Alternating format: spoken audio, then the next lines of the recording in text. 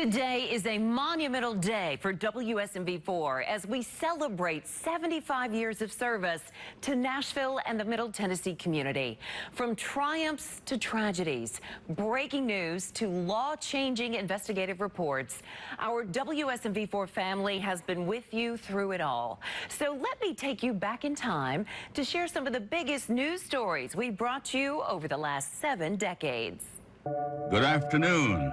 This is Channel 4, WSMTV in Nashville, Tennessee, signing on the air. The first television station in Nashville, WSM Television, went on the air September 30th, 1950, launching its first news broadcasts in black and white, bringing some of the most popular Nashville events into the living rooms of WSM viewers. In 1960, WSM news crews showed viewers the Nashville sit-ins, protesting racial segregation at lunch counters. The station's first live remote, a prison riot in 1960. Then, in 1972, coverage of an event that changed the face of country music, the Fanfare Music Festival, now known as CMA Fest.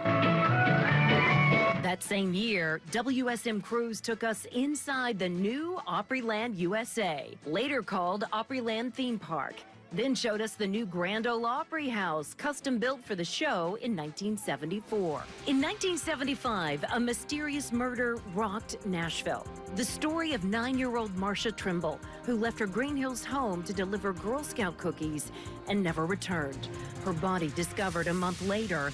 Her killer finally found 33 years after her murder, thanks to DNA evidence. In 1981, WSM Television changed its call letters to WSMV in a move to separate from WSM Radio. When you tune into the scene at 6 and 10, you know you're watching what has been recognized as the best news coverage of the events that touch your life. The TV station would go on to bring viewers in-depth looks at some of Tennessee's biggest headlines. In 1997, the Houston Oilers moved to Nashville, becoming the Tennessee Oilers and later Tennessee Titans. Skip to April of 2003 and an unsolved mystery, the disappearance of 13-year-old Tabitha Tudors. Tudors vanished while walking to her school bus stop in East Nashville. In 2003, WSMV shared the news that legendary singer-songwriter Johnny Cash had passed away. Friends, loved ones, and fans sang their final farewell with special tributes for the longtime Hendersonville resident whose Hall of Fame career spanned 5 decades. Someone struck a match against the night. In 2005, Taylor Swift sat down with WSMV, her first ever television interview. You know, it's just unbelievable right now. The tragic news of Steve McNair's Nashville murder in 2009 left Tennessee and the NFL world deeply shaken. WSMV4 brought viewers continuous team coverage of the July 4th tragedy and the investigation into the retired Titan quarterback's death.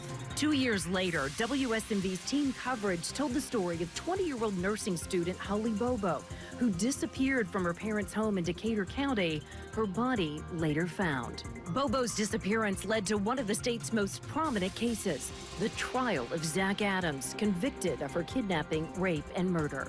Mayor Megan Barry! In 2015, WSMV4 took you to the polls as Nashville made history.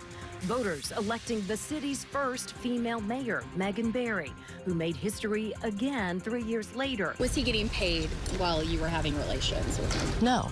Resigning amid a scandal involving her police bodyguard and pleading guilty to a federal theft charge. In 2017, the abduction of 15-year-old Elizabeth Thomas, kidnapped by her Middle Tennessee high school teacher, Tad Cummins, and taken to California.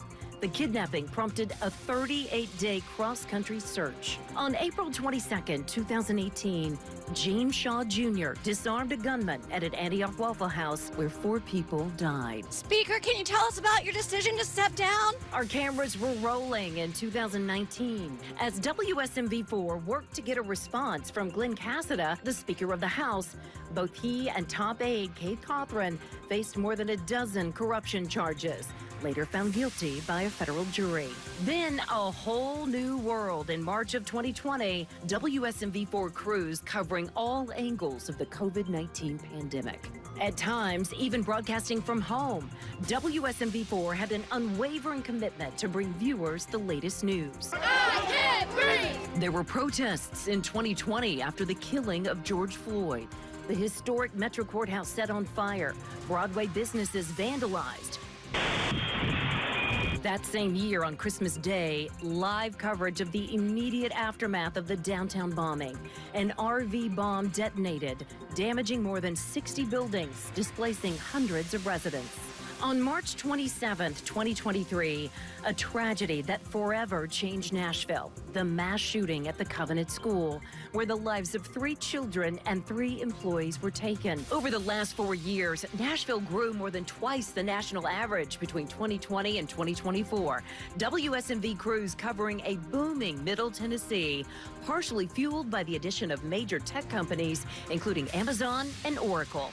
And now, WSMV4 leading coverage of Nashville's newest and biggest stage.